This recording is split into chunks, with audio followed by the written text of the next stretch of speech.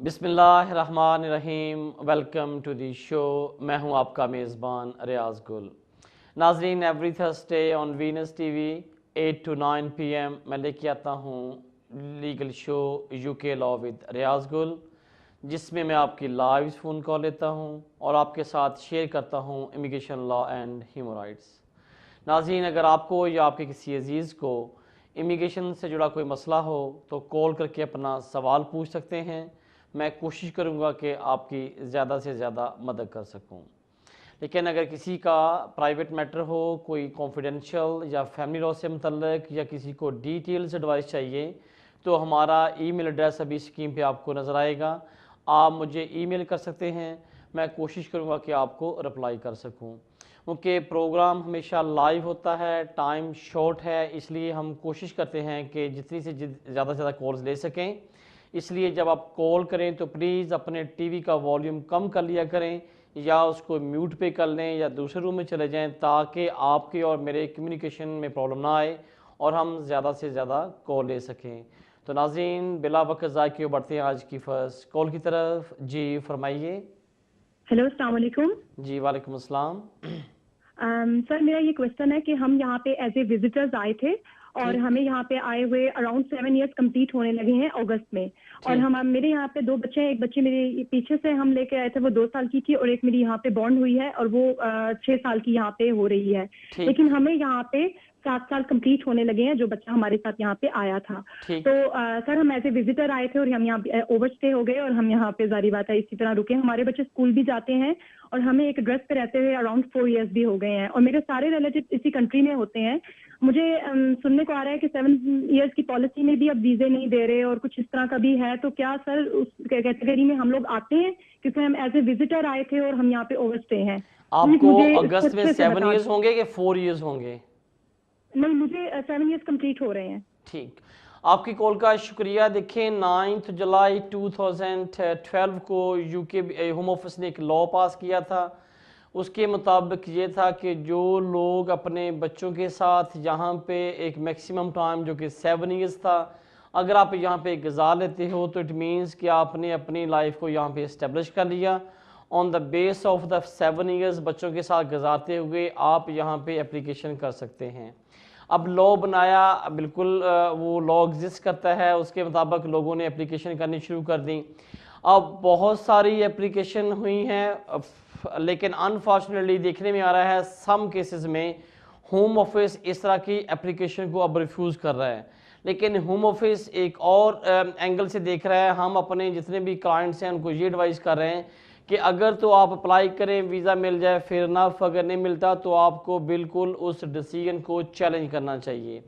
Reason ये है कि होम ऑफिस का जो मैंने खुद कुछ डिसीजन देखे हैं जो रिफ्यूज़ हुए हैं, लेकिन होम ऑफिस ये क्लेम कर रहा है कि the day you made the application you was illegal. अक्टूबर 2012 में एक लॉ पास हुआ था। उसका मतलब ये था कि अगर कोई शख्स 28 डेज से ज़्यादा ओवरस्टे हो जाए तो वो यहाँ से इन कंट्री एप्लीकेशन नहीं कर सकता।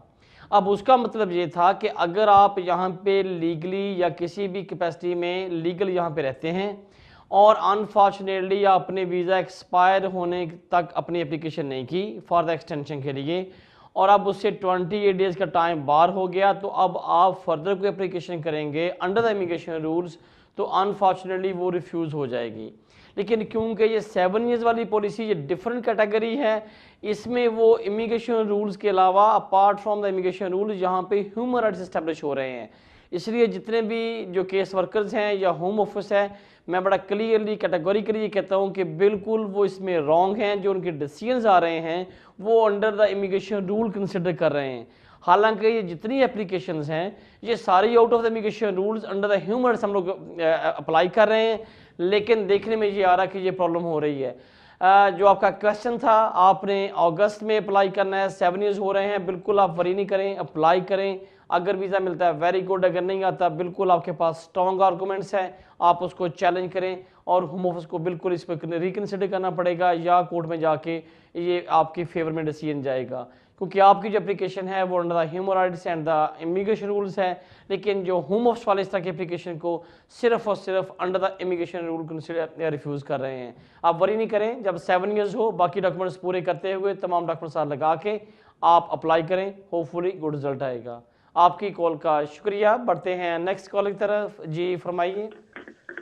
हाँ हेलो, अस्सलाम वालेकुम रियाज भाई, क्या हाल है? ठीक है अल्लाह मियां का शुक्र। वालेकुम सलाम। जी रियाज भाई, मेरे छोटे से 2 क्वेश्चन थे। एक क्वेश्चन ये था कि मैंने FLRO की एप्लीकेशन की थी अपनी, क्योंकि मेरी वाइफ काम नहीं थी करती, उनके पास इंडेफिनिट लीव टू रिमेन है और मेरा बेटा ब्रिटिश है, तो मैंने इनकी बिहाफ पे की थी। लेकिन मेरे पास स्टूडेंट वीजा था जब मैंने अप्लाई की थी, लेकिन वो कॉलेज बंद हो गया था। अब मुझे ये नहीं पता लीव कर्टेल हो गई है कि नहीं। मैंने आपसे पूछना था कि ह्यूमन राइट्स की बेस पे है, तो एक तो ये कि इस पे अगर वीजा इस पे रिफ्यूज कर सकते हैं, और दूसरा क्वेश्चन ये था मैंने 15 मार्च को बायोमेट्रिक कर दिए थे, मतलब जो भी नियरली 3 मंथ्स होने वाले, उसके बाद कोई रिप्लाई नहीं आया अभी तक। तो क्या मैं अभी उनको फोन कर सकता हूँ या कुछ लिख सकता हूँ इस बारे में? Thank you. देखिए, आपने मार्च में FLRO किया है, लेकिन normally under the immigration rules अगर आप एप्लीकेशन करते हैं तो उसमें कम से कम 5 to 6 मंथ लग रहे हैं। अभी 3 माह हुए हैं। Is too early to be called to the home office. लेकिन अगर आपने करना वेरी गुड, लेकिन मैं नहीं आपको एडवाइस करता कि इस स्टेज पे आपको उनको कॉल करना चाहिए। सेकेंडली कि आपने अप्लाई कर दिया, वेट करें। एज़ फार एज मुझे इन्फॉर्मेशन नहीं है कि आपका वीज़ा कर्टेल हुआ था या नहीं। अगर दोनों सिनेरियो में मैं देखा जाए, इधर कि आपका लाइव था या कर्टेल हो गया, तो दोनों सिनेरियोज़ में आप आपकी जो एप्लीकेशन की है वो अपने बच्चे की बेस पे अंडर द ह्यूमन राइट्स की है। अब वेट करें, जो भी होम ऑफिस वाले डिसीजन लेंगे। अगर वीज़ा मिलेगा तो आपको 2.5 साल का मिलेगा, 4 टाइम आपको एक्सटेंशन होगी, और 10 ईयर्स के बाद आप ILR के लिए अप्लाई करेंगे। लेकिन अगर अनफॉर्चुनेटली या अल्लाह ना करे कि वो रिफ्यूज़ करते हैं, तो बिल्कुल आपके पास राइट है, आप उसको चैलेंज करें, क्योंकि आपका यहाँ पे बच्चा है, वो ब्रिटिश नेशनल है, और आपके वापस जाने से आपकी जो फैमिली रिलेशनशिप है वो ब्रोकन डाउन हो जाएगा। तो बिल्कुल आप इस पर एक अच्छा आर्गूमेंट्स कर सकते हैं। आपकी कॉल का शुक्रिया। बढ़ते हैं नेक्स्ट कॉल की तरफ। जी फरमाइए। अस्सलाम वालेकुम सर। वालेकुम अस्सलाम। सर मेरा सवाल थोड़ा सा लंबा है। मैं 2007 में इधर आया था और मैं उधर तकरीबन 6 साल से इधर ओवर स्टे हूँ। और मैंने तकरीबन 3-4 मंथ पहले मैंने एप्लीकेशन की थी, क्योंकि मैं जिस वीज़े पे आया था ना, एज अ विजिटर मेरा वीज़ा लगा था। मेरा नेफ्यू जो उसको हार्ट प्रॉब्लम था, मुझे वीज़ा उन्होंने दे दिया था, और वो ब्रिटिश सिटीजन है। और उसी भी बेस पे मैंने अभी FLRO पे वो एप्लीकेशन की, वो मेरे साथ अटैच है, मैं इसलिए वापस नहीं जा सका। और तकरीबन अभी 3 मंथ्स के बाद में मेरी एप्लीकेशन रिजेक्ट कर दिया, और मुझे अपील का कोई राइट वगैरह नहीं दिया। और मुझे ये पूछना है कि क्या अभी मैं क्या कर सकता हूँ, मेरे लिए कोई जुडिशियल रिव्यू में जा सकता हूँ, और उसकी फीस क्या है? और बस ये मुझको आपसे पूछना है। आपकी कॉल का शुक्रिया। आप यहाँ पे विजिटर आए थे। विजिटर के लिए कंडीशन होती है कि within 6 month you have to leave the country. लेकिन आपने अगर उस वक्त यहाँ से कंट्री नहीं छोड़ा, लेकिन आपके पास सेकंड ऑप्शन थी कि आप उसकी इन कंट्री रहते हुए एक्सटेंशन के लिए अप्लाई करते। अनफॉर्चुनेटली आपने वो भी अप्लाई नहीं किया। इसका मतलब ये हुआ कि आप इंटेंशनली यहाँ पे ओवरस्टे इलीगल रहे हैं। अब आपने फर्दर लीव एप्लीकेशन डाली, वो रिफ्यूज़ हो गई। जब आप एप्लीकेशन करें और उस वक्त आपके पास वैलिड लीव ना हो, यानी कि जब आप अप्लाई करें और उसके बाद आपके पास कोई वीज़ा ना हो, और जब वो एप्लीकेशन रिफ्यूज़ हो, तो राइट ऑफ अपील नहीं मिलता। सेम आपके साथ होगा। लेकिन अब आपके पास ओनली वन ऑप्शन कि आप JR में जा सकते हैं। लेकिन JR में पोटेंशियल क्या है, चांसेस क्या हैं, इसके लिए मेरी आपको एडवाइस है किसी सोल्यूशन के पास चले जाएं, उनको दिखाएं कि ये मेरे सर्कमस्टांसेस है, इसलिए बेस पे मैंने अप्लाई किया था, वापस मैं जा नहीं सकता, यहाँ पे मेरे रहने की ये रिक्वायरमेंट्स है कि मैं लाजमी रहना चाहिए मुझे। अब वो सारे डॉक्यूमेंट्स को बेस करते हुए अगर कोई आपको प्रॉपर एडवाइस मिलती है कि आपको JR में जाना चाहिए या आपके मेरिट्स हैं, तो आपको JR में जाएं, वरना जो आपको उसमें से एडवाइस करें उनको फॉलो करें, ताकि आपके लिए कोई प्रॉपर रिजल्ट हो सके। आपकी कॉल का शुक्रिया। बढ़ते हैं नेक्स्ट कॉल की तरफ। जी फरमाइए। अस्सलाम वालेकुम सर। वालेकुम अस्सलाम। जी रियाज भाई, एक क्वेश्चन था। मेरे दोस्त हैं पास बैठे, उनका ही है। ठीक। वो ये है कि वो स्पाउस पे यहाँ आए थे, है ना? ठीक। पार्टनर के। तो वो फैमिली में शादी थी, तो वो बस किसी वजह से पूरी नहीं हो सकी ना, प्रॉब्लम हो गया। ठीक। तो क्या वो नेक्स्ट वीजा अगर खत्म हुआ तो उसे एक्सटेंशन मिल सकती है यहाँ के? क्या उसका हल कुछ हो सकता है? वो स्पाउस वीज़े पे आए थे? जी स्पाउस पे आए थे, अभी इंडेफिनिट नहीं हुआ था। और वीज़ा अभी तक उनके पास है? हाँ जी, अभी है, लेफ्ट है थोड़ा सा। आपकी कॉल का शुक्रिया। देखें, जो लोग यहाँ पे स्पाउस वीज़े पे आते हैं उनके लिए एक ही कंडीशन है कि उन्होंने 2 साल का प्रोबेशन पीरियड जो गुजारना है, उसके बाद इंडेफिनिट अप्लाई करना है।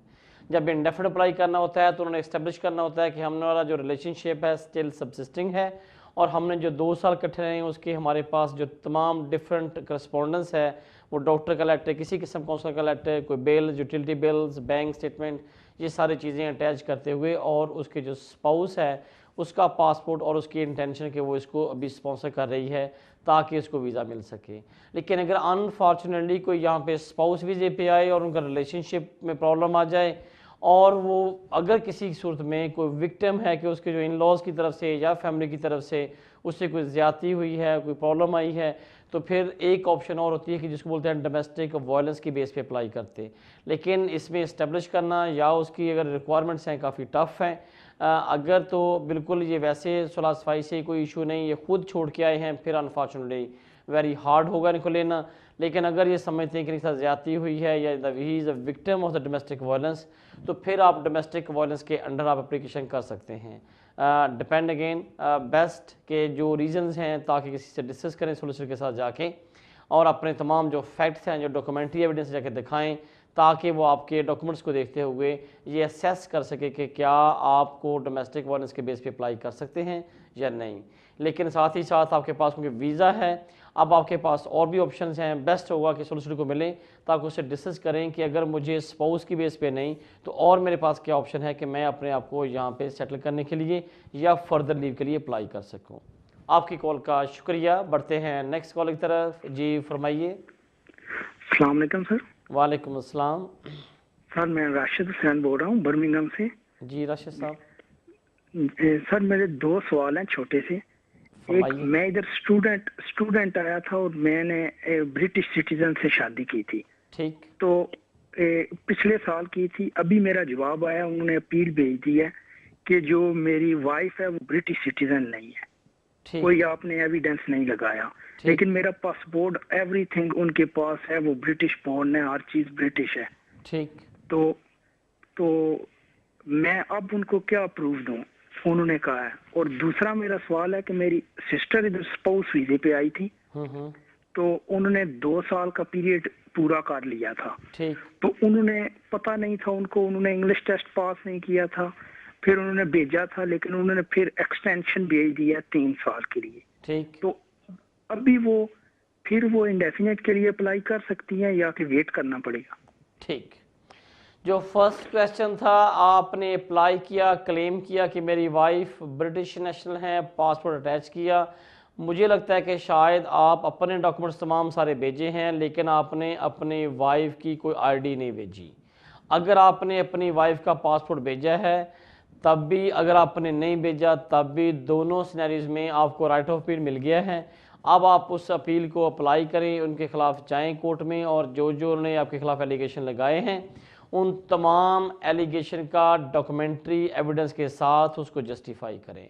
लेट्स से अगर वो कहते हैं कि आपकी वाइफ ब्रिटिश नेशनल नहीं है, जो पासपोर्ट आपने भेजा था अगर उनके पास पड़ा है तो पासपोर्ट की कॉपी दिखा दें।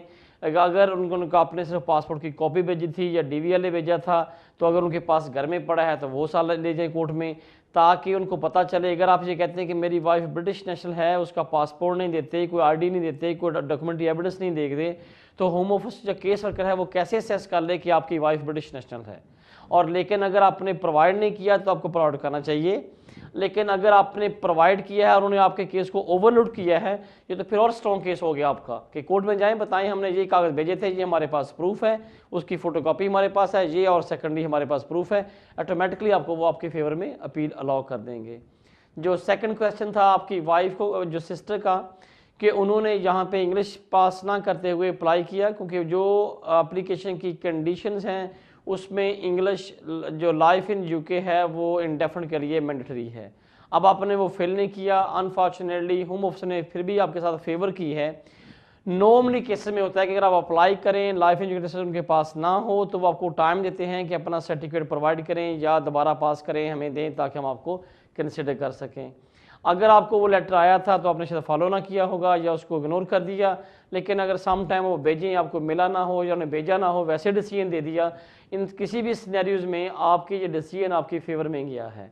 लेकिन अब आपकी सिस्टर को चाहिए कि इमीडिएटली वो अपना लाइफ इंश्योरेंस टेस्ट पास करें, क्योंकि जो 2 साल का जो प्रोबेशन पीरियड था वो उसने ऑलरेडी पास कर पूरा कर लिया हुआ है। अब अगर वो अप्लाई करती हैं तो मुझे बिलीव है कि उनको इंडेफिनिट मिल जाएगा।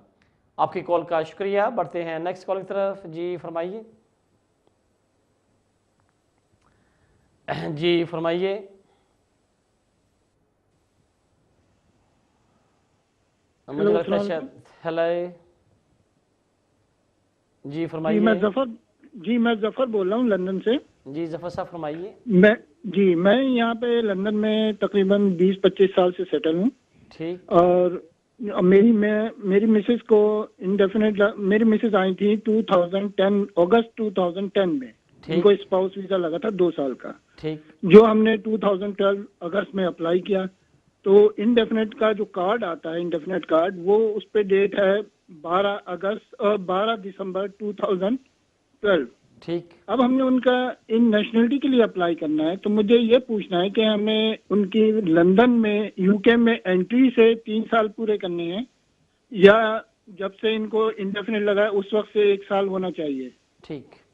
थैंक यू जफर साहब। ये नॉर्मली काफ़ी ग्रे एरिया है, काफ़ी सारी ये डिफरेंट इंटरप्रिटेशन हो रही है, ट्रांसलेशन हो रही है, लेकिन फैक्ट ये है कि अगर आप यूके में इंटर हों 3 साल के बाद ऑन द बेस ऑफ अगर स्पाउस पे आते हैं तो आप अपना इंडेफिनेट अप्लाई कर सकते हैं। लेकिन काफ़ी सारे केसेस में ये देखने में आता है कि अगर आपको इंडेफिनेट मिले हुए 1 साल ना हुआ हो तो वो या तो आपकी एप्लीकेशन को होल्ड कर लेते हैं या फिर वो कहते हैं कि आप अभी क्वालिफाइड नहीं करते।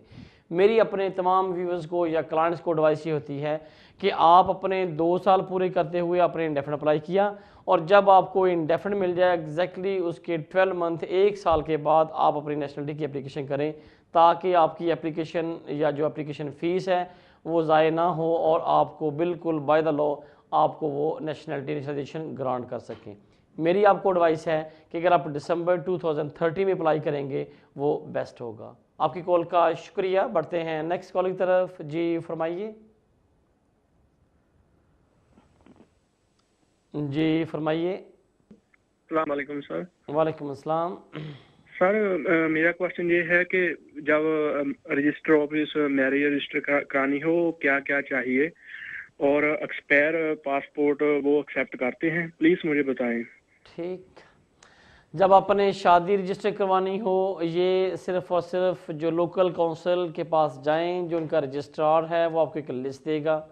लेकिन नॉर्मली आपको सिर्फ 2 चीज़ें चाहिए, proof of ID and proof of address. आप ए जगह पे रहते हैं, एड्रेस आपका ए है, जो आपकी मिसेस हैं वो रहती हैं बी, उनका एड्रेस डिफरेंट है। आप वो कहेंगे कि अपने दोनों का प्रूफ कि आप दोनों अपने अपने एड्रेस पे रहते हो, या अगर आप एक ही एड्रेस पे रहते हो तो दोनों का सेम एड्रेस रहने का जो एड्रेस है वो प्रूफ दें।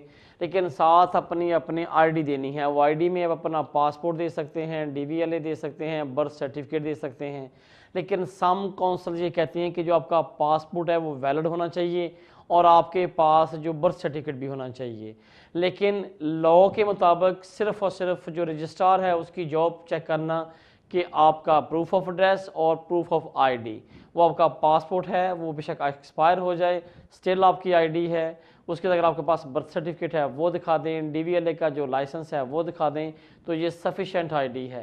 लेकिन सम केसेस में जो रजिस्ट्रार इस पे बड़े स्ट्रिक्ट हैं, वो कहते हैं जब तक आपके पास वीज़ा नहीं होगा, आईडी नहीं होगी, वैलिड पासपोर्ट नहीं होगा, तो हम आपकी शादी रजिस्टर नहीं करेंगे।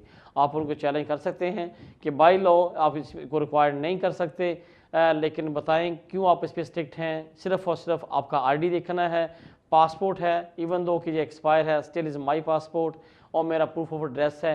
लेकिन 2 चीज़ें नॉर्मली पूछते हैं। मेरी फिर भी आपके लिए ये है कि जिस इलाके में आप रहते हैं उस काउंसिल में जाएं, कॉल करें, बताएं हमने शादी रजिस्टर करवानी है और क्या डॉक्यूमेंट रिक्वायर्ड हैं। Normally again 2 proof of ID और proof of address. Thanks for your call. बढ़ते हैं नेक्स्ट कॉल की तरफ। जी फरमाइए। अस्सलाम वालेकुम रियाज भाई। वालेकुम अस्सलाम। रियाज भाई मेरा एक दोस्त है, तो उसकी वो खुद ब्रिटिश है, उसके 3 बच्चे वो भी ब्रिटिश है। ठीक। तो उसकी वाइफ जो है ना उसने डिस्कशन लीव के लिए अप्लाई किया है तकरीबन फरवरी में। ठीक। तो उसके फिंगरप्रिंट भी हुए, तो उसकी बायला मैरिज भी हुआ है, तो इसमें कब तक रिजल्ट आ जाएगा, इसमें कितना चांस है, तो प्लीज़ ये मुझे तफसील से बता दें। आपकी कॉल का शुक्रिया। जो फैक्ट्स आप बता रहे हैं उसमें बिल्कुल क्वालिफाइड करते हैं, उनको डिस्कशन लीव मिलनी चाहिए, फैमिली सेटल्ड है। अगर उनको वीज़ा या जहाँ पे रहने की इजाज़त नहीं होगी, उनकी फैमिली में प्रॉब्लम आएगा। बिल्कुल उन पे डिपेंडेंट हैं उनके बच्चे, मिसेस, फैमिली। स्ट्रॉन्ग केस है। टाइम कितना लगेगा इस पे कोई कमेंट्स नहीं है। अप्लाई कर दिया, अब आप वेट करें ताकि जो भी वो डिसीजन लेंगे वो आपको इन्फॉर्म कर देंगे। नॉर्मली अगर आप out of the immigration rules apply करते हैं तो इसमें 6 से 8 मंथ लग जाते हैं, लेकिन अगर आप under the immigration rules apply करते हैं तो वो तकरीबन 4 माह से लेके 6 मंथ लगते हैं। लेकिन स्टिल अगर टाइम इससे ज़्यादा भी हो जाए, वेट करें और देखिए कि वो क्या डिसीजन लेके आपको इन्फॉर्म करते हैं। आपकी कॉल का शुक्रिया। हमारा ईमेल एड्रेस स्क्रीन पे आ रहा है। अगेन अगर किसी को फैमिली लॉ से, इमिग्रेशन लॉ से कॉन्फिडेंशियल या डिटेल एडवाइस चाहिए, आप मुझे ईमेल कर सकते हैं। मैं कोशिश करूँगा कि आपकी जल्द से जल्द रिप्लाई कर सकूँ। एक नाज़रीन बढ़ते हैं फर्स्ट कॉल की तरफ। जी फरमाइए। अस्सलाम वालेकुम सर, क्या हाल है? अल्लाह का शुक्र। वालेकुम अस्सलाम। सर क्वेश्चन ये है कि मेरा दोस्त है, उसका ना कॉलेज आज से 2011 में बंद हो गया था। वो 1 साल कॉलेज नहीं गया, ठीक है। इतने में वो एक चिकन शॉप पे जॉब कर रहा था, तो उसको वहाँ से यूके भी उठा के ले गया। ठीक। उसने 2 हफ्ते उसको डिटेंशन सेंटर में रखा है। ठीक। तो उसको जो है ना छोड़ दिया। अब नहीं किस बेसिस पे छोड़ा है, किस तरह किया है, क्या नहीं किया। वो कहते नहीं कि हमने आपको जब कॉलेज बंद होता है वो लेटर भेज दिया था, हालांकि उन्होंने वो लेटर बिल्कुल भी नहीं भेजा। ठीक। तो वो कहते हैं तुम्हारा वीजा कल्टेल हो गया है। तो आप मुझे ये बताएं कि उसका वीजा कल्टेल हो गया कि उसको ना बगैर बताए रीजन दिए जो है ना छोड़ दिया। अब उसका वीजा रह गया, कल वीजा खत्म हो रहा है उसका, लेकिन मैं उसकी एक्सटेंशन डाल रहा हूँ लॉयर के थ्रू। तो ये बताएं क्या वीजा जो है उसका कल्टेल है, क्या हुआ है, क्या सीन है, क्या होगा, उसका हल क्या है? ठीक, आपके कॉल का शुक्रिया। मुझे पता नहीं कि उसका क्या हुआ क्या नहीं हुआ। अगर आपको खुद नहीं पता कि उसका वीज़ा था या कर्टेल हुआ, लेकिन नॉर्मली ये होता है अगर आपका कॉलेज जो है वो डी लिस्ट हो जाए या आप पढ़ना छोड़ दें या आप 1 साल नहीं कॉलेज में गए, तो इट मीन्स कि आप स्टूडेंट नहीं हैं। और अब अगर उन्होंने आपको छोड़ दिया, कल आपका वीज़ा एक्सपायर हो रहा है या 1 दिन के बाद हो रहा है, तो आपके पास अगेन राइट है कि आप अपनी फ़्रेश कैश लेके नई एप्लीकेशन कर दें ताकि अप्लाई कर दें। ऑटोमेटिक पता चल जाएगा कि आपका लीव कर्टेल हुई थी या नहीं हुई थी। नॉर्मली लॉ ये था कि आपको अगर आपकी लीव कर्टेल करने से पहले होम ऑफिस वालों को आपको 60 डेज़ का नोटिस देना उनके लिए ज़रूरी था। सम टाइम वो देते थे, नहीं देते, लेकिन अब तो सुप्रीम कोर्ट की कम कुछ डिसीजन भी आ गए हैं कि अगर वो आपको अपना नेसेसरी नोटिस नहीं देते तो फिर उनके पास राइट नहीं है कि वो आपकी लीव को कर्टेल कर सके। लेकिन अगेन आपके पास वीज़ा है, नया कैश लेटर लें, वीज़ा अप्लाई कर दें, क्योंकि इसके अलावा शायद अनफॉर्चुनेटली और आपके पास ऑप्शन भी नहीं है। अप्लाई करें, अच्छी बात है, उनको छोड़ दिया ताकि उसको वीज़ा मिल सके तो अपनी वो स्टडी को कैरी ऑन कर सके। आपकी कॉल का शुक्रिया। बढ़ते हैं नेक्स्ट कॉल की तरफ। जी फरमाइए। जी फरमाइए। हेलो जी फरमाइए। मेरे फियांसे वो रिपोर्ट हुआ था, तो वो उसका तो वो अभी इमिग्रेशन वाले ने उन्हें सेंटर में रखा है। वो इमिग्रेशन वाले नहीं होते सेंटर उधर रखा है। तो कल वो पाकिस्तान जा रहा है, तो उसका वीजा जून में खत्म होना था। ठीक। तो मैं बोला था हम पाकिस्तान में जाएं, उसका केस वापस कर सकते हैं हम। वो आप किस वीज़े पे यहाँ पे आया था? हाँ, वो विजिट पे आया था। और वो आपका फियांसी है या स्पाउस है? वो विजिट पे आया था। ठीक, आपकी कॉल का शुक्रिया। शायद ठीक आपका कोई फैमिली मेम्बर या आपका फियांसी आपने बताया वो वीज़े पे आया था, अब वो उसको उन्होंने पकड़ लिया, वीज़ा ख़त्म हो रहा है, वापस जा रहा है। किसी भी सिचुएशन में वैसे वो होता नहीं, अगर आपके पास वीज़ा हो वो आपको डिपोर्ट नहीं करते। लेकिन अगर आप वो खुद ही कल जा रहा है, यस फियांसी वीज़े पे आया था, जा रहा है, लेकिन अब आपने जब फ्यूचर में एप्लीकेशन करना होगी तो आप उनकी स्पाउस की एप्लीकेशन करेंगे। अब स्पाउस के लिए रिक्वायरमेंट्स क्या हैं? आपके पास सफिशेंट सोर्स अकोमोडेशन होनी चाहिए, आप उसको स्पॉन्सर करने जा रही हैं, और आपके पास 18,600 के इक्विवेलेंट आपका सोर्स ऑफ इनकम पूरे साल का होना चाहिए। आपने 6 मंथ की बैंक स्टेटमेंट, 6 मंथ की वेजेस स्लिप्स ये आपने साथ उसको प्रोड्यूस करनी है। लेकिन साथ ही साथ आपकी जो मैरिज है वो रजिस्टर होनी चाहिए। इट मीन्स अगर आपकी पहले हो चुकी तो वेल एंड गुड, वरना आपको आप वहाँ जाके अपने होम कंट्री में शादी रजिस्टर करें। और जब वो अप्लाई करेगा तो आपके स्पाउस को इंग्लिश सर्टिफिकेट लगाना होगा, आज के दिन जो उसकी रिक्वायरमेंट है वह A1 है, या आर्ट्स में अगर 4 बैंड दे तो वो सफिशेंट होगा। लेकिन जिस वक्त आपने अप्लाई करना हुआ चेक कर लें उस वक्त की रिक्वायरमेंट्स क्या हैं। और इसके साथ ही साथ जब आपकी शादी रजिस्टर हो जाए, आपका रेगुलर कॉन्टैक्ट्स, आपकी पिक्चर्स, तमाम चीज़ें साथ लगाते हुए आप अपनी एप्लीकेशन करेंगे ताकि वो एज ए स्पाउस UK में आ सके। आपकी कॉल का शुक्रिया। बढ़ते हैं नेक्स्ट कॉल की तरफ। जी फरमाइए। अस्सलाम वालेकुम। वालेकुम अस्सलाम। जी रियाज भाई, एक तो सबसे पहले प्रोग्राम का शुक्रिया, थैंक यू मच अप्रिशिएट। और दूसरी बात ये है कि जो नॉर्थ वेस्ट में लोग रहते हैं उनके लिए कोई इस तरह का सिलसिला निकालें कि 40-50 का कोई ग्रुप हो, उनको आप विजिट कर लिया करें महीने में एक दफा एडवाइस के लिए फेस टू फेस। ठीक। और सवाल मेरा ये है कि जो हम स्टूडेंट है, फैमिली जो इस तरह की है, हम लोगों का नेक्स्ट ईयर 7 ईयर पूरे हो रहे हैं बच्चे के साथ। ठीक। और इसी अगर 2.5 साल की डिस्कशन मिलती है तो उसमें हमारे 10 ईयर पूरे हो जाएंगे। ठीक। तो बच्चे के लिए जो आप अप्लाई करते हैं तो उसके लिए क्या क्या उनके बच्चे का कोई क्या एविडेंस लगाएंगे? एक तो स्कूल के लेटर हो गए या कोई GP का। ठीक। और दूसरा, मैंने किसी मेरे दोस्त ने मुझे बताया कि कोई हाई कोर्ट का डिसीजन आया है कि 7 ईयर के जो बच्चे हैं उनको डिस्कशन लीव ना दो, उनको डायरेक्ट इंडेफिनेट दे दो। कोई इस ऐसी बात हुई है या मैंने गलत सुना है? Thank you. आपकी कॉल का शुक्रिया, जो आपने रिकमेंडेशन दी उनका भी शुक्रिया। देखिए, हम लोग कोशिश करते हैं कि यहाँ पे लाइव मैं TV पे एडवाइस करता हूँ, इसी तरीके से हर जो सोलिसिटर या जितने भी प्रोफेशनल्स हैं वो ऑन एंड ऑफ अपनी पूरी कोशिश करते हैं कि अपनी कम्युनिटी के कुछ कर सकें। इसी तरीके से अगर कभी ऑन सम टाइम्स मैं एबरडीन या ग्लासगो में जाके फ्री सर्जरी करते हैं ताकि सिर्फ एडवाइस कर सकें। वो तकरीबन महीने में 2 दफ़ा वंस अ मंथ हो, 2 महीनों में 1 दफ़ा एबरडीन या ग्लासगो का चक्कर लगता है, वहाँ पे एडवाइस करते हैं ताकि कम्युनिटी के लिए हम कुछ अपना ज़रूर है वो प्ले कर सकें। लेकिन जो आपका सेकंड क्वेश्चन था कि अगर आप बच्चे के साथ जहाँ पे आप रह रहे हैं अप्लाई कर रहे हैं, अभी तक कोई ऐसा सुप्रीम कोर्ट का या किसी कोर्ट का डिसीजन नहीं आया कि अगर आप 7 साल बच्चे यहाँ पे गुजार लें तो उनको स्टेट वे इंडेफिनिट मिल जाए। जो लॉ है वो 9 जुलाई में उन्होंने ये इंट्रोड्यूस करवाया है कि जो 7 साल बच्चों से जहाँ पे गुजार लें उनको अंडर द ह्यूमन राइट्स या बाकी जो उन्होंने नया लॉ बनाया है उसके मुताबिक उनको 2.5 साल की 4 एक्सटेंशन होंगी और उसके बाद वो यहाँ पे सेटलमेंट के लिए क्वालिफाइड हो जाएंगे। लॉ अगेन अभी फिर अनफॉर्चुनेटली कुछ केसेस में ये रिफ्यूज़ भी कर रहे हैं, लेकिन इंडेफिनिट का या स्टेट वे अप्लाई करने का नहीं है। आपको सिर्फ एक्सटेंशन मिलेगी और उसको कैरी ऑन करते हुए आप अपनी एप्लीकेशन सेटलमेंट पे जा सकते हैं। कोई और चीज़ अगर कोई समय में शायद मैंने सुना नहीं, मैंने ये कहता कि आपने गलत सुना, माइट पॉसिबल कोई ऐसी बात हो, लेकिन मेरे नॉलेज से या मेरे एक्सपीरियंस से गुजरी नहीं। मैं पूरी कोशिश करूँगा कि नेक्स्ट वीक तक मैं इसकी सर्च करूँगा। अगर कोई ऐसा लॉ हुआ या कोई ऐसी चीज़ हुई तो मैं आपको इन्फॉर्म कर दूँगा। अगर ऐसा लॉ ना हुआ तो फिर शायद मैं साइलेंट रहना बेहतर समझूँगा।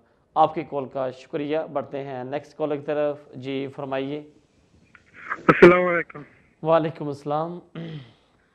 सर जी, मुझे एक बात पूछनी थी कि मैं सेल्फ एम्प्लॉयमेंट हूँ और जो कानून है कि आपको जब आवाज के लिए डॉक्यूमेंट्स बनाने हो तो आपको 18,600 शो करना है। तो मुझे ये पूछना था कि ये 18,600 जो है ये सारा इंक्लूड जो खर्चा हो सब कुछ हो उसके साथ है या इसके अलावा 18,600 शो करना पड़ेगा मुझे? आपकी कॉल का शुक्रिया। मैं थोड़ा सा ब्रीफली या डिटेल से मैं कोशिश करता हूँ डिटेल से इन्फॉर्म कर दूँ। आप अपार्ट फ्रॉम जो इमिग्रेशन रूल्स है इनको बिल्कुल आप साइड पे कर दें। एक जनरल जो अंडरस्टैंडिंग वाली बात है मैं उस पर एडवाइस करने की कोशिश करूँगा जो सबके लिए फ़ायदेमंद हो सके। अगर आप एम्प्लॉई हों तो जो आपकी ग्रॉस इनकम है उसको आपकी इनकम कंसिडर किया जाता है। उसकी मैं एग्जांपल कोड करता हूँ कि अगर किसी शख्स की जो मंथ की जो इनकम है वो 1000 पाउंड है ग्रॉस, अब उस पर वो टैक्स पे करने के बाद उसके अकाउंट में अगर 900 पाउंड आ रहा है या 800 पाउंड आ रहा है, रिगार्डलेस उसको कितने मिल रहे हैं, लेकिन जो उसकी इनकम कंसिडर होगी वो बिफोर द टैक्स जो कि 1000 पाउंड है वो होगी। साथ ही साथ अगर दूसरे कैटेगरी में अगर आप सेल्फ एम्प्लॉय हों तो जो आपके अकाउंट में पैसे आए वो लेट्स से 20,000 पाउंड आ गया, वो आपकी इनकम नहीं है, वो आपकी टर्नओवर है। उस 20,000 के अगेंस्ट आपने पेट्रोल पे किया, जो चीज़ें पे कर ली और उसके बाद आपके पास 10,000 या 12,000 पाउंड बचा है जो कि टैक्सेबल है, क्योंकि एम्प्लॉयमेंट में भी जो ग्रॉस आपका 12,000 है उस पर वो टैक्सेबल है। इसी तरीके से अगर आप सेल्फ एम्प्लॉय हों, वो अमाउंट जिसके अगेंस्ट आप टैक्स पे करेंगे वो आपकी ग्रॉस इनकम कंसिडर होगी। इसलिए जितने भी जो एक्सपेंसिव वगैरह आते हैं वो आपकी इनकम नहीं है जिस पे आप टैक्स पे करते हैं। एम्प्लॉयमेंट पे आपने 1000 पाउंड पर महीना कमाया, 12,000 पाउंड पूरे साल का बना, टैक्स काट के आपके अकाउंट में लेट से 9,000 पाउंड आता है। ऑन द सेम अगर आप सेल्फ एम्प्लॉय हैं तो आपका 12,000 पाउंड आप तमाम खर्चे निकाल के 12,000 पाउंड आपकी इनकम है, आपको जो भी उसका 2,000 पाउंड टैक्स पे करना पड़ेगा, 9,000 आपके अकाउंट में आए या 10,000 पाउंड आपके में आए, लेकिन जो टैक्सेबल अमाउंट है वो आपकी हमेशा इनकम कंसिडर होती है। सेम जो शादी वाले केसेस हैं या किसी भी केस में अप्लाई करें तो please same formula same rules apply होता है। आपकी कॉल का शुक्रिया। बढ़ते हैं नेक्स्ट कॉल की तरफ। जी फरमाइए। हेलो, अस्सलाम वालेकुम रियाज भाई। वालेकुम अस्सलाम। पहले तो मैं आपका शुक्रिया अदा करना चाहता हूं कि आपका प्रोग्राम बहुत बढ़िया है। आप सारे सवालों का जवाब जो है तफसील से देते हैं। बहुत शुक्रिया, थैंक यू। तो मेरा क्वेश्चन ये है सर आपसे कि जो मेरा केस कंसीडर हो गया है तो उन्होंने लेटर दिया था कि BRP कार्ड आपका आ रहा है, ठीक, लेकिन इसका टाइम पीरियड क्या है? 9 मई को दिस मंथ हुआ था ना मेरे को लेटर इशू। ठीक, तो इसका मेरे को बताइए प्लीज भी कितना टाइम लगेगा। मैं उसकी वेट कर रहा हूँ। मैंने उनको ईमेल भी की हुई है, मैं टीवी पे सुनूंगा जी आपका जवाब। ठीक, आपकी कॉल का शुक्रिया। देखें, अगर आपने कोई एप्लीकेशन की थी, मैं इस पर नहीं जाता कौन सा वीज़ा अप्लाई किया, अगर आपको होम ऑफिस का अप्रूवल लेटर मिल गया कि we would like to confirm that application has been approved, इसका मतलब ये हुआ कि जो भी आपने क्लेम किया था वो आपकी एप्लीकेशन अप्रूव्ड हो गई है और अब आपको वो बायोमेट्रिक वो आपको भेजेंगे। प्रैक्टिकली ये है कि जब ये लेटर आता है उसके विद इन 7 डेज़ आपको बायोमेट्रिक मिल जाता है। आप प्लीज़ चेक करें अगर आपका कोई एड्रेस चेंज तो नहीं हुआ, या ये ना हो कि आपको लेटर आपके घर में आ गया हो और जो आपका बायोमेट्रिक आपके सोलिसिटर के एड्रेस पे चले गया हो या कोई और चीज़ हो, वरना नॉर्मली विद इन 7 डेज़ वो आपको सर्व करते हैं। लेकिन इसके साथ साथ ये है कि जो लेटर है वो होम ऑफिस वाले फर्स्ट क्लास या रिकॉर्डेड डिलीवरी आपके घर में भेजते हैं, लेकिन जो बायोमेट्रिक कार्ड्स होते हैं या पासपोर्ट वगैरह हैं वो उन्होंने DX एक रिकॉर्डेड कंपनी हायर की हुई है, उसके ज़रिए आपको डिलीवर करते हैं। वो अगर आपके पास आएँ और आप ना मिलें तो फिर वो आपके घर में कार्ड ड्रॉप करके जाते हैं ताकि आप उनको कांटेक्ट कर सकें और आपकी वो डिलीवरी का रीअरेंज कर सकें। लेकिन अगर ये कोई भी सिनेरियो आपको नहीं मिला, लेटर नहीं मिला, आपको सोलिसिटर के पास नहीं है, तो जो लेटर आया है उसके बैक पे या आप 3rd पेज पे देखें या 2nd पेज पे लिखा होगा कि आपका biometric we will send you your biometric within a short time, but if you can't get it within 14 days आप हमें कॉल करें आपको ताकि हम आपको डिलीवर कर सकें। मेरी आपको एडवाइस होगी तमाम चीज़ें चेक करने के बाद अगर आपको बायोमेट्रिक नहीं मिला, you should call to the home office and find करें कि आपका बायोमेट्रिक कहाँ पे है, डिलीवर हुआ या अभी ऑन द वे है। प्लीज़ क्विकली आप उनको कॉल करें, क्योंकि अगर 9 को मिला है अब 2 टाइम मेरा ख्याल 3 वीक्स हो गए हैं, वरना नॉर्मली इतना होता नहीं है। आपकी कॉल का शुक्रिया। बढ़ते हैं नेक्स्ट कॉल की तरफ। जी फरमाइए। हेलो, अस्सलाम वालेकुम जी। वालेकुम अस्सलाम। अस्सलाम वालेकुम जी।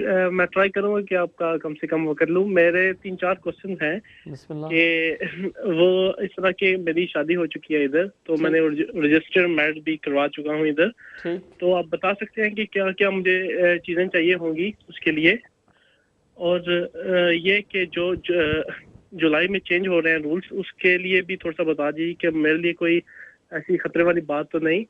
और एक और लास्ट वन के वो जो विंडो वीजा पे होता है वो उसके बारे में थोड़ा सा बता दीजिएगा। आपका स्टेटस क्या है? जी I am student at the moment. मेरा आपकी जो मिसेस है उसका नेशनलिटी क्या है? जी ब्रिटिश है उनकी। ठीक, आपकी कॉल का शुक्रिया। आप स्टूडेंट हैं, आपकी वाइफ ब्रिटिश नेशनल है, शादी आपकी रजिस्टर हो गई है, आपके लिए 3 डॉक्यूमेंट्स चाहिए। फर्स्ट मैरिज सर्टिफिकेट, सेकेंड आपकी मिसेज जो हैं उनकी जो इनकम है वो 18,000 से अबव है, और अगर बल्कि आपकी दोनों की मिला के 18,000 से अबव है, अगर आप स्टूडेंट थे या स्टूडेंट हैं और आपको काम करने की परमिशन है तो जो आपकी इनकम है वो भी एडअप की जा सकती है। मैरिज सर्टिफिकेट दोनों की इनकम मिला के 9,300 के इक्विवेलेंट आपके अकाउंट में लास्ट 6 मंथ में पैसे आए हों, उसकी वेजेस स्लिप्स और बैंक स्टेटमेंट साथ लगा दें, और थर्डली आपका सिर्फ कि आपके पास सफिशिएंट अकोमोडेशन है। ये और साथ आपकी जो शादी हुई है उसकी पिक्चर्स या कोई और आपके नाम पे या आपके मिसेस के नाम पे दोनों के सेम एड्रेस पे जब से शादी हुई आपकी करस्पॉन्डेंस हो वो साथ एडिशनल डॉक्यूमेंट्स लगा के आप अप्लाई कर सकते हैं। आपके पास 2 ऑप्शंस हैं, आप बाय पोस्ट भेज सकते हैं, बाय सेम डे जा सकते हैं। अगर आप यहाँ पे हैं यूके में, मैं हमेशा रिकमेंड करूँगा आपकी शादी हो गई है, डॉक्यूमेंट्स हैं, बजाय इसके कि आप 6 मंथ वेट करें, just book the appointment for the same day. आप सुबह जाएँ, इंशाल्लाह 12 बजे तक वीज़ा लेके घर में आ जाएँ, वो सबसे बेस्ट ऑप्शन आपके लिए है। आपकी कॉल का शुक्रिया। बढ़ते हैं नेक्स्ट कॉल की तरफ। जी फरमाइए। हाँ सर, अस्सलाम वालेकुम जी। वालेकुम अस्सलाम। सर ऐसा है कि मेरी मैरिज हुई थी 2012 में अप्रैल में। ठीक। तो मैंने यूरोपियन से शादी की थी, गौरी से ही है। ठीक। तो उसके बाद मैंने केस डाला था होम ऑफिस से, तो उन्होंने मेरे को रिफ्यूज कर दिया था। ठीक। रिफ्यूज कर दिया तो उन्होंने बाद उन्होंने मेरे को दी थी अपील। ठीक। मैं अपील में गया था मार्च में इसमें, तो उसमें विन हो गया अपील में। ठीक। तो जो मेरी फीस गई थी 140 वो मेरे अकाउंट में डाल दी थी वापस। सही। तो अभी 3 मंथ हो गए, अभी उनका कोई रिस्पॉन्स नहीं आया अभी। तो एक बात ये थी, अभी मैंने ना जो मेरा पुराना एड्रेस था वो मैंने मूव कर लिया है, वो घर पे आ गया था मैं। ठीक। Thank you sir. आपकी कॉल का शुक्रिया। आपने सारी स्टोरी बनाई है, मुझे बताया नहीं आपका सवाल क्या है, लेकिन मुझे लगता है कि शायद आप ये पूछना चाह रहे हैं कि आपकी अपील अलाउ हो गई और अभी तक आपको वीज़ा नहीं मिला, क्या पोजीशन है। आई थिंक ये आपका क्वेश्चन है। आपकी अपील अलाउ हो गई है, वेट करें। नॉर्मली 2 महीनों में वो आपको लेटर भेजते हैं कि अपने डॉक्यूमेंट्स भेजें, हम आपको वीज़ा इंडोर्स कर दें, या अगर ऑलरेडी आपके पासपोर्ट उनके पास हो तो उस पर वीज़ा लगा के आपको भेज देंगे। लेकिन 3 माह हो गए, अभी कोई रिप्लाई नहीं आया। जो अपने उसमें जो मेन पार्ट आपके इस क्वेश्चन का है वो ये है कि आपने एड्रेस चेंज कर लिया लेकिन आपने हम उसको इन्फॉर्म नहीं किया। क्विकली टुमारो आप खुद या अपने वकील के ज़रिए कोर्ट को और केसर को लेटर लिखें, उसमें बताएं कि हमने अप्लाई किया था, रिफ्यूज़ हो गया, अपील पे गए, अपील अलाउ हो गई, जो डिटर्मिनेशन की कॉपी है वो साथ लगा दें और बता दें कि जब मैंने अप्लाई किया था, इवन जब मैं कोर्ट में गया हूँ तब भी मेरा एड्रेस ये था, अब मैं नए एड्रेस पे मूव कर गया हूँ, अपना रिकॉर्ड प्लीज़ अमेंड कर लें और मेरी जो डिटेल्स है वो ये है। और साथ ही साथ 3 माह से ज़्यादा हो गया, बताएं अब मेरा वीज़ा भी आपने इंडोर्स नहीं किया, प्लीज़ क्विकली वीज़ा इंडोर्स कर मुझे भेजें ताकि मैं अपना सोर्स ऑफ इनकम अपनी कमाई कर सकूं और अपने बीवी बच्चों को पाल सकूं। तो होपफुली वो आपको जल्द से जल्द वीज़ा लगा के आपको भेज देंगे। आपकी कॉल का शुक्रिया। बढ़ते हैं नेक्स्ट कॉल की तरफ। जी फरमाइए। हेलो, अस्सलाम वालेकुम। वालेकुम अस्सलाम। जी रियाज साहब, मुझे आपसे एक क्वेश्चन करना है कि लॉन्ग रेजिडेंसी पे अप्लाई करना है 10 ईयर की बेस पे। ठीक। तो स्टूडेंट है, तो उसमें यह है कि मेरी जो वाइफ है उसको यहाँ पे 7 ईयर हो गए हैं, मैं उसका भी साथ अप्लाई करूंगा और साथ मेरे बच्चे हैं वो यहाँ पे बोर्न हुए हैं, उनको 6 ईयर हो गए हैं मेरे बड़े बेटे को। तो क्वेश्चन मेरा ये है आपसे कि जो जब मैं स्पाउस का वीजा साथ अप्लाई करूंगा तो उसके ऊपर ये 18,500 वाली जो 600 वाली कंडीशन है वो लगेगी, और अगर लगेगी तो वो कैसे लगेगी, क्योंकि मैं तो स्टूडेंट हूँ तो मैं तो काम नहीं कर रहा, मुझे वर्क परमिशन नहीं है। आप 10 ईयर्स की बेस पे अप्लाई कर रहे हैं और आपकी मिसेज को यहाँ पे 7 ईयर्स हुए हैं। हाँ जी। तो दूसरा मेरा क्वेश्चन ये है कि बच्चों को जो वो मेरे क्योंकि ब्रिटिश इधर ही के बोर्न है, उनको मेरे बड़े बेटे को 6 ईयर हो गए हैं, तो उनका मैं साथ MN1 अप्लाई करूंगा सेम टाइम या मैं वेट करूंगा अपने इंडेफिनेट का एंड देन फिर उनका अप्लाई करूंगा। ठीक। और जो वाइफ है अगर उसका साथ फैमिली वीजा स्पाउस वीजा मिल जाता है तो मैं वेरी नेक्स्ट डे उसका इंडेफिनेट अप्लाई कर सकता हूँ, क्योंकि उसने तो 7 ईयर ऑलरेडी जो है वो गुजार लिए हुए हैं मेरे साथ।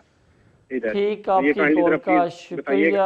आपकी कॉल का शुक्रिया और साथ ही साथ आपने काफ़ी रिसर्च वर्क किया हुआ है, इसलिए काफ़ी आप इसमें क्लियर हैं अपने तमाम पॉइंट्स में। अब आप सिर्फ मुझसे ये पूछना चाह रहे हैं कि ये प्रैक्टिकली कैसे हो सकता है। 2 ऑप्शंस हैं आपके पास, आप अपनी लॉन्ग रेजिडेंस की अप्लाई कर दें, वेट करें बाकी सारी फैमिली का, जब आपका इंडेफिनेट मिल जाएगा उसके बाद अपनी मिसेज का अप्लाई कर देना और आपके बच्चों के लिए MN1 करते हुए वो स्टेट वे क्वालिफाइड करते हैं कि उनको यहाँ पे नेशनलिटी मिल जाए एज़ फार कि वो UK में पैदा हो गए। लेकिन दूसरी ऑप्शन आपके पास ये है कि आप अपना लॉन्ग रेजिडेंसी अप्लाई कर दें, अपने मिसेस का अपने साथ ये FLRM अप्लाई कर दें। आई डू अंडरस्टैंड कि आपकी जो रिक्वायरमेंट है वो पूरी नहीं हो रही, लेकिन साथ आप अपना एक्सप्लेनेशन लेटर लगा दें। बच्चों का अप्लाई करने की ज़रूरत नहीं है, जब आपको इंडेफिनेट मिलेगा ऑटोमेटिकली आप बच्चों का उसके बाद अप्लाई कर सकते हैं।